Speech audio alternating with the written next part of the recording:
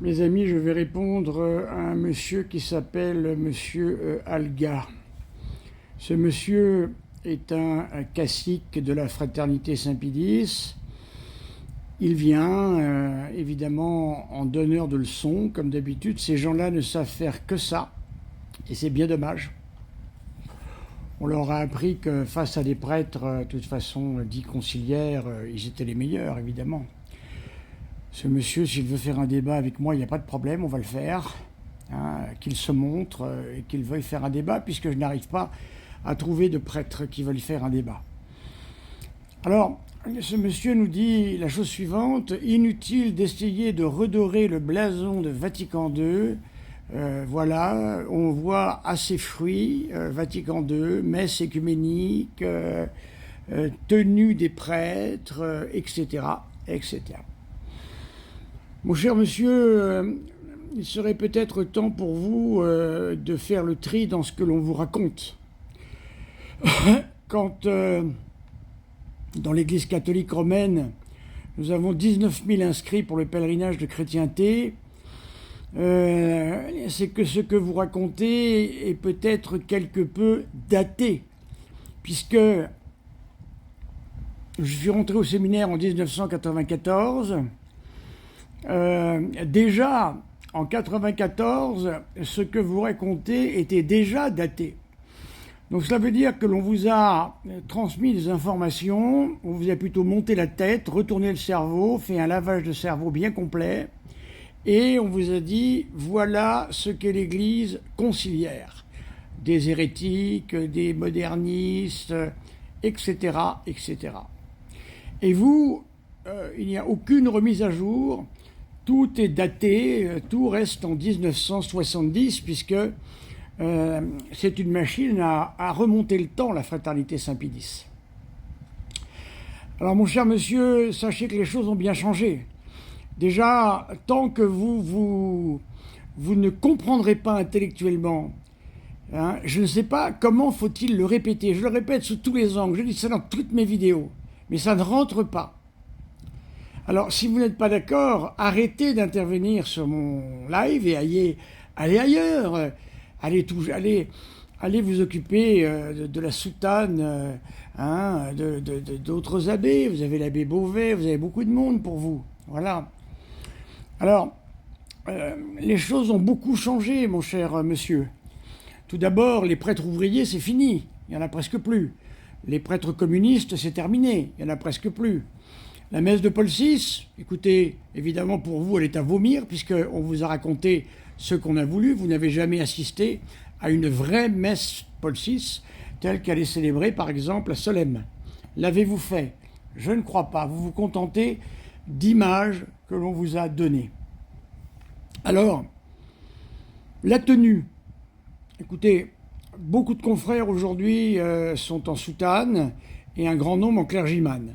Bon, ça n'avait pas l'air de poser beaucoup de problèmes, Monseigneur Lefebvre, qui, durant le Concile Vatican II, était responsable d'une commission pour permettre une plus grande souplesse dans le port de l'habit. Voilà, c'est pour ça qu'on le voit régulièrement en col romain. Voilà, ce qui ne me pose pas de problème en soi. Mais vous, ça semble vous en poser. Messe œcuménique, ça n'existe pas. Peut-être qu'il y a eu du personnel de l'Église qui a fait n'importe quoi, mais moi je ne connais pas de messe œcuménique. Je connais un seul missel romain qui, s'il était célébré en latin, tel que cela est fait à Solesmes, eh bien, vous ne verriez même pas la différence, si ce n'est par quelques points. Mais évidemment, vous iriez vers ces points-là, car votre cerveau est devenu une machine à chercher les poux, bien sûr. La théologie de Vatican II, ce n'est absolument pas celle qu'on nous a vendue depuis maintenant 40 ou 50 ans, mon cher monsieur. Vatican II, ça commencerait, disons, avec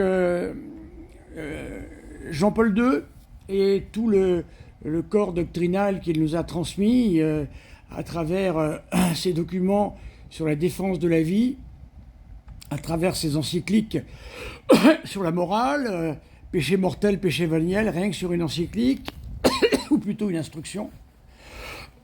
Pardonnez-moi, il y a le rhume des foins. Que dire d'autre? Ensuite, il y a eu Benoît XVI, un pape comme on n'en fait qu'un par siècle, voilà, à qui vous n'avez même pas été capable de trouver une solution avec un pape de cette douceur et de cette qualité doctrinale. Donc voilà, donc tout ce que vous racontez, mon cher monsieur, est caduc. Caduc, voyez ma bibliothèque.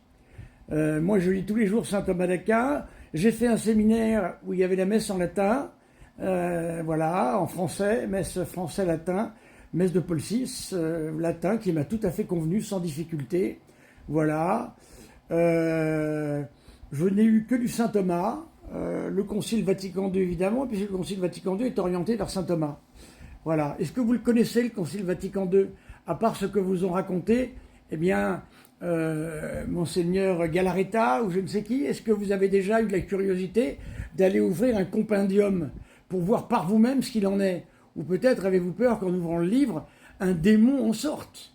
Donc, mon cher monsieur, vous répétez, tel des perroquets, ce que vous avez entendu par vos aînés qui aujourd'hui sont tellement vieux que ce que vous racontez ne correspond plus à grand-chose.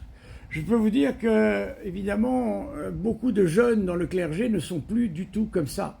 D'ailleurs, il faut voir le taux de rentrée aux fraternités Saint-Pierre, à la communauté Saint-Martin, etc., etc. Donc arrêtez de raconter n'importe quoi. Vous racontez sans démontrer, vous racontez sans prouver. On vous donne un petit bout de Vatican II, on oublie de vous donner l'introduction et la conclusion, et on vous dit, regardez, c'est hérétique. Ah ben évidemment. Alors, une question que j'aimerais vous poser, mon cher monsieur. Si le Concile Vatican II est aussi mauvais que vous le dites, mais comment un pape et 2800 évêques ont pu produire cette abomination signée par Monseigneur Lefebvre en bas de chaque décret? Il n'a jamais remisé sa signature. Alors je veux comprendre, mon cher monsieur, je ne comprends pas. Autant je comprends les sédévacantistes, parce que pour eux ce sont de faux papes. Donc je veux bien les comprendre dans leur logique interne, évidemment, ils sont dans un mensonge total. Mais vous, je ne comprends pas. Voilà, c'est ma 4e vidéo de réponse aux commentaires, et je peux vous dire que véritablement, entre les messes à célébrer, les offices à célébrer, ce matin, je n'ai pas arrêté de confesser, vous voyez, pour une église vide, je n'ai pas arrêté de confesser. Il y a eu la messe Saint-Pie V qui a été célébrée, celle que vos supérieurs vous interdisent pendant l'été. Et oui, mes chers amis, parce que n'oubliez pas que les supérieurs de la fraternité Saint-Pie X disent à leurs fidèles que pendant l'été, s'il n'y a pas une messe de la fraternité Saint-Pie X, il ne faut pas y aller. Voilà. Donc ça veut dire que la messe que moi je célèbre à Saint-Roch, il ne faut pas y aller, même si c'est une messe Saint-Pie V. Voilà où nous en sommes. Voilà. Donc vous offensez le Seigneur chaque jour. Pas une journée où la fraternité Saint-Pie X n'offense pas notre Seigneur par ce schisme abominable et par ces calomnies que vous ne cessez de répandre sur notre compte. Voilà. Je ne peux dire qu'une chose, Seigneur, pardonne-leur parce qu'ils ne savent pas ce qu'ils font. C'est à peu près tout ce que nous pouvons